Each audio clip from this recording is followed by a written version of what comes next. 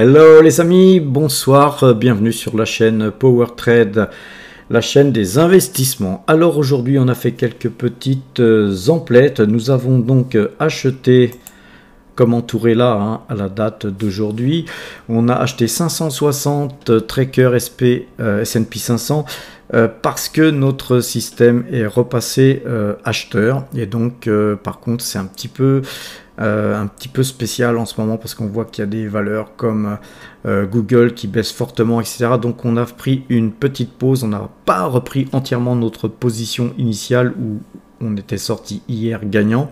On a aussi acheté 42 Total Energy puisque je juge les chiffres de Total Energy très très bons malgré que le titre baisse, mais pour moi ce n'est que de la prise de bénéfice de certaines personnes qui vendent sur ces chiffres, soit jugés peut-être pas assez conséquents, qui sait. En tout cas 56,85 € a été le prix de notre exécution.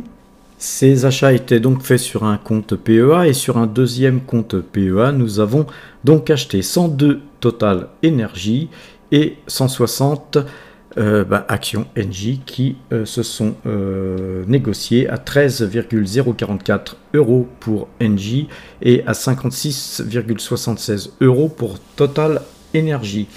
Alors les chiffres de Total Energy, comme je vous le disais, étaient très bons, mais en plus le dividende va être augmenté. Donc nous avons tout simplement doublé notre ligne sur NJ. Alors ce matin, si vous avez pu voir ma vidéo concernant le fait que je recommence à faire de la DCA sur les cryptos, voilà, qui est inclus dans ce fichier, puisque vous voyez le fichier crypto là ici représente 0,81% de nos actifs. On voit que notre pause NJ a doublé, toutes les valeurs qui sont en orange, c'est quelque chose qui s'est rajouté par rapport à hier. Et on est revenu sur le S&P 500 avec 560 titres sur un des deux comptes PEA avec un peu plus d'1% d'allocation d'actifs dessus. Alors Total Energy n'est pas en reste, nous avons augmenté notre allocation d'actifs encore une fois sur Total Energy, qui aujourd'hui représente 8102 titres. Alors on est à moins de 60% sur Total Energy, je veille et je veillerai à ne pas dépasser 60% d'allocation d'actifs sur Total. Effectivement, si le titre montait un petit peu, on allégerait certainement, très certainement même ce titre. Par contre, si ce titre continuait à se déprécier, nous continuerons à acheter du Total Energy. Et pourquoi donc? Tout simplement parce que jusqu'à présent, si vous faites les calculs, avec un dividende de 2,64 € par an, versé trimestriellement, donc au trimestre, j'avais des revenus de 5590 € qui tombaient tous les trimestres. Ça tombe.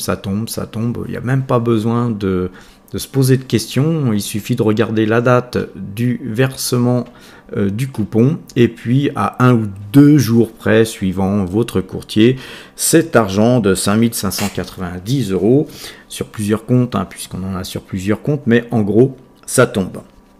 Eh bien aujourd'hui, ces 5190 €, ils vont passer à 5691 €, sans compter qu'on avait eu un dividende exceptionnel de 1 € l'an dernier, en mois de décembre. Il n'est pas impossible que Total continue cette stratégie. Donc moi, personnellement, j'aime bien Total Energy. Parce que ces dividendes qui tombent tous les trimestres, une partie, je peux les manger, et l'autre partie, je peux les réinvestir. Donc voilà, après il y a des gens qui sont contre les stratégies de dividendes, d'autres qui sont pour. En tout cas, toute ma vie, j'ai fait en sorte d'avoir une stratégie semi-dividende et semi-croissance. À mon âge, je suis plutôt dans une stratégie de dividende, puisque j'ai besoin de un peu plus de revenus pour vivre, puisque mon pays ne fait pas ce qu'il faut pour les gens qui sont en retraite, qui ont travaillé durement pour avoir ces droits, qu'on souhaite leur limiter, et que surtout qu'on leur limite les droits, etc., c'est une chose, mais que surtout on leur a jamais inculqué comment se faire un complément de retraite, ou même comment se faire une retraite toute simple et de pouvoir partir quand on veut. La liberté, c'est d'avoir de l'argent, les amis. Donc, moi, je vous encourage à construire cette liberté. En tout cas, c'est une chaîne qui, justement, est surtout faite pour vous, plus jeunes, beaucoup plus jeunes. Mais si vous ne construisez pas votre retraite ou vos revenus complémentaires, si vous ne gagnez pas assez, l'inflation, etc., va sans arrêt vous empêcher de devenir de plus en plus riche. Et donc, construisez, même quand les temps sont difficiles, comme aujourd'hui, on a notre portefeuille qui baisse. Écoutez, si vous regardez sur le long terme, nous, en tout cas, perso, sur PowerTrade, vous regardez, on a suffisamment de revenus pour même se passer de leur retraite de merde, excusez-moi du peu, parce que moi, j'ai été la plupart de ma vie légèrement au-dessus du SMIC, voire un peu plus au-dessus du SMIC en fin de carrière. J'ai dû souvent cumuler des emplois pour gagner bien ma vie, mais en gros, avec tout ce que j'ai cotisé, il me file 1500 balles, alors que moi, avec ce que j'ai épargné, malgré que j'étais smicard, les gars, je fais du 3800, 4000 par mois, grâce à justement mes investissements. Donc, personnellement, les enfants, je ne peux être que pour la retraite par capitalisation, puisque je peux gagner 3 fois plus. Et si on ne m'avait pas fait cotiser tout cet argent de cotisation, qui, entre guillemets, était pour les autres, entre guillemets, un système de Ponzi dans lequel je ne bénéficierais que très peu, au final, permettez-moi de vous le dire, si je n'avais pas cotisé, c'est 6 000 ou 7 000 euros, voire 8 000 que je gagnerais aujourd'hui. Donc, il ne faut pas prendre non plus les gens que pour des cons. C'est pas pour dire. Mais 28 536 euros, depuis le mois de janvier et le mois de février qui n'est pas terminé, ça fait quand même 14 268 euros par mois. Donc, vous voyez qu'on est mais vraiment très loin de mes 1500 euros par mois que le gouvernement veut bien me lâcher. Bref, vraiment retour au calme, parce que tout ça, ça m'énerve rien que d'en parler. Donc aujourd'hui, on a notre patrimoine qui baisse tout simplement parce que c'est normal. On ne peut pas gagner tous les jours. Les gens qui ne veulent pas investir en bourse, c'est parce qu'ils ont peur de perdre de l'argent. Évidemment qu'il y a des jours où on peut perdre de l'argent. Évidemment même qu'il y a des mois où on peut perdre de l'argent. Évidemment même que parfois, on a certaines mauvaises années. Mais moi, je peux vous garantir que sur 30 ans, 35 ans, eh bien, vous allez forcément gagner de l'argent si vous faites des placements intelligents et si vous ne faites pas n'importe quoi. Notamment à mettre FOMO tout votre argent sur des cryptos. Oui, ma crypto de ce matin vous encourage à ne pas avoir plus de 1 à 3% de votre argent en crypto. Bon, parenthèse mise à part, je ne suis pas votre conseiller financier. Mais globalement, aujourd'hui, ce qui fait mal à notre portefeuille, c'est la baisse de Total Energy. Total Energy perd 1,91%. Et les enfants, c'est pas pour ça que je suis énervé. Je vous le rappelle, c'est pour la retraite. C'est pour les caisses de retraite qui nous prennent pour des chauffe-eau. Maintenant, Total Energy baissant, moi, tout simplement, j'en ai profité pour en racheter parce que je la juge pas chère. Et si elle descend encore, j'en achèterai encore. Et c'est comme ça que moi je me suis fait un petit peu tout ce capital que je vous affiche tous les jours. C'est pas pour vous le montrer parce que j'en ai rien à foutre moi de vous le montrer. Ce que je souhaite vraiment, mais vraiment du fond de moi-même, du fond de mon cœur, c'est que vous soyez capable de faire même beaucoup mieux que moi parce que je suis pas une lumière, croyez-le. Maintenant, quand on a eu une valeur comme celle-là qui baisse, mais on en a d'autres qui montent. Vous voyez, d'où l'importance de diversifier. Diversifier fait que ça lisse un petit peu votre résultat. On a DNOASA qui monte de 4,05%, on a Kaufman qui monte de 3%, on a Tesla qui continue de monter, qui a même franchi les 200 $. Pour elle, je ne m'inquiète pas. On a Engie qu'on avait acheté précédemment et on a doublé notre ligne dessus. On a un gros dividende là-dessus qui va tomber aussi. On a Air Liquide qui verse peu de dividendes mais qui a pas mal monté, mais on l'a en portefeuille. On a du Bouygues, du Microsoft, du Veolia. Environnement, du Excel Technologies, etc.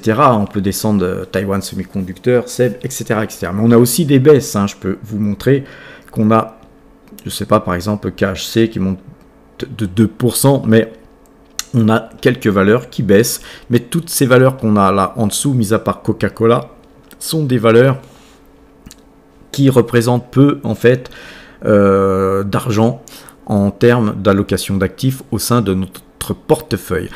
Alors, concernant le S&P 500, je vois qu'il y a quelque part un re-signal d'achat, alors qu'on avait eu un signal de vente hier, même avant-hier, mais j'ai vendu moi l'ensemble des trackers S&P 500 hier, et aujourd'hui le marché nous a redonné un signal d'achat. Donc tout ça, c'est les portes de saloon, quand on fait du trading, c'est ça, voilà, c'est pour ça que je vous encourage aussi à ne pas faire du trading plus que nécessaire.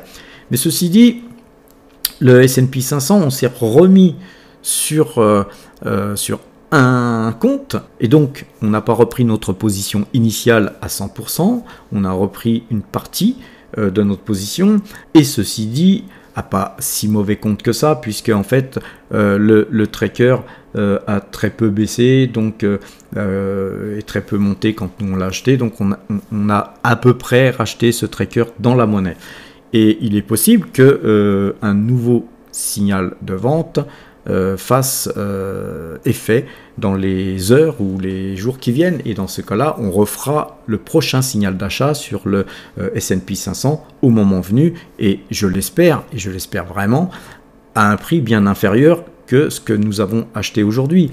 Et si par contre les trackers S&P 500 que nous avons achetés aujourd'hui montaient beaucoup, et ben sur signal de vente, nous vendrons. Tout simplement. Voilà un petit peu ma stratégie que je vous dévoile chaque jour. Et dévoiler ces stratégies, comme beaucoup le font sur Internet, c'est bien, c'est très très bien qu'il y ait des gens comme moi, des gens comme d'autres, qui vous donnent envie d'investir, envie d'avoir des stratégies et envie de vous sortir du système si possible. Mais très peu en fait montrent ce que eux font et quels sont leurs résultats. Et moi, j'ai honneur à vous montrer exactement ce que je fais, que je gagne ou que je perde. Le jour où mes résultats seront mauvais, vous serez face à quelqu'un qui aura tout montré et qui sera peut-être un petit peu triste d'avoir des mauvais résultats. Mais globalement, sur le temps, croyez-moi, les résultats, ils sont toujours bons si vous avez une bonne stratégie et que vous investissez pas sur n'importe quoi. Donc pour terminer, faisons un petit tour du côté des algorithmes pour nos indices. Alors le CAC 40, toujours acheteur, néanmoins il passerait vendeur à 7096 points demain. Même chose pour le DAX qui lui, toujours acheteur, passera vendeur à 15 308 points demain. Il est 18h54. Là actuellement le S&P 500 est repassé acheteur, il repasserait donc vendeur si 4134 points étaient touchés demain. Le Brent, quant à lui, il est passé acheteur. Rick-Erac, tout juste acheteur, là, quasiment à l'instant. Donc, on est acheteur à présent sur le Brent. Alors, à présent, faisons un petit tour du côté du compteur à pépette. Le trade en cours sur le CAC 40 nous laisse encore 19 points, mais nos gains s'amenuisent. On voit bien que le signal a besoin d'une impulsion, sans quoi le marché passera à vendeur. Je viens de vous donner les points il y a quelques secondes. Le CAC 40 nous fait gagner 1798 points depuis le 1er juin 2022 avec 24 trades gagnants pour 24 trades perdants. Même chose pour le S&P 500 qui lui nous laisse quand même 257 points de gains sur le trade toujours en cours. Faut pas oublier qu'on a eu 4 mauvais signaux sur le DAX tout juste avant. Mais le DAX nous fait gagner quand même 2350 points depuis le 24-10-2022 avec 9 trades gagnants pour 9 trades perdants. On repère aussi du terrain sur le S&P 500 puisqu'on a eu un faux signal donc hier. Là aujourd'hui on re-rentre donc acheteur, hein, puisque voilà, on est en pause à l'achat, mais par contre ce signal d'achat est dans le rouge, donc nous le considérons perdant pour l'instant, mais nous sommes toujours en pause, hein. Quand il est encadré en jaune, c'est que le trade est en pause. Alors, le S&P 500 nous fait gagner 86 points depuis le 2 décembre, avec 4 trades gagnants pour 8 trades perdants. Le Brent, quant à lui, nous fait gagner 6,57 pips, avec 6 trades gagnants pour 2 trades perdants. Donc, nous avons fait un total de 8 trades, je ne l'ai pas noté. Donc, en gros, le trade précédent qui datait du 30 janvier nous avait fait gagner 1,44 pips. Nous avons coupé aujourd'hui à 84,30 $ et nous sommes à 84,45 $ au moment où je vous parle. Et donc, nous gagnons pour l'instant 0,15 pips sur le Brent. Un petit tour, hein, sur le calcul, hein, de l'ensemble de tout ce qui est indice. Donc nous avons 4 indices, le CAC 40, le DAX, le S&P 500 et le Brent. Ces 4 indices nous font gagner, ça c'est un indice supplémentaire, hein, cet indice où vous avez un chiffre, là où on pourrait d'ailleurs faire un graphique. Je crois que je vais mettre ça en place. Donc nous gagnons 4241 points au jour d'aujourd'hui. Les amis, je vais devoir vous laisser. Je vous souhaite une bonne fin de soirée. Portez-vous bien et à demain.